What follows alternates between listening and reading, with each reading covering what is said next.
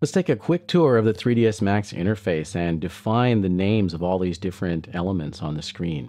First, of course, we've got the main menu. And this is a pretty traditional menu. As you can see, it's all text links. There is an alternate form of menus that you can use if you want.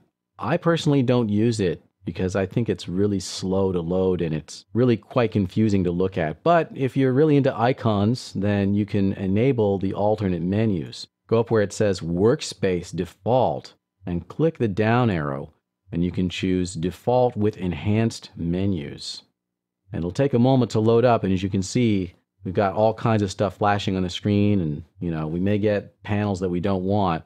But once we've done that, now if we go into these menus, you'll see that they have little icons next to them, and we can open them up and do all sorts of stuff with that.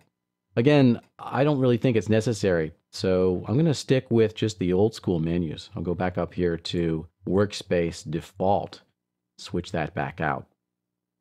Okay, and so it takes a moment for that to load. So I'm just back with the default menus now. The thing you need to know about the menus in 3ds Max is that they're not complete. In other words, there are many commands that are not found in the menus. And actually, likewise, there are commands that are only found in the menus and not anywhere else. So it's not really very consistent. It's kind of a bit mixed up. But you will see that these menus include things like the ability to create objects. But additionally, you can create objects from this panel over here, which is called the command panel. And that's really the heart of the program. And you'll see it has 6 subpanels within it. And we'll be looking at all of these. We can create objects, modify them, and so on. There's a tools and utilities. So that's the command panel. Additionally, we have this row of icons up here. That's the main toolbar. And it's really essential. You really can't get along without the main toolbar because it has really important things on it like move or link to create parent-child relationships or connect objects to one another. So without the main toolbar, you really can't do much. So that's got to be basically on all the time. The main area of the interface is taken up by the viewports, and these are the windows into your 3D world. Currently, we've got a 4 viewport layout, but there are many different types of layouts.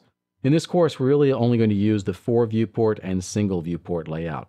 Down in the lower right-hand corner are some viewport controls. So for example, on the extreme lower right-hand corner is the ability to maximize one of the viewports. So if I click on that button, the active viewport now fills the screen. So the top view is now maximized. I can click that again, and now that top view goes back in the upper left corner.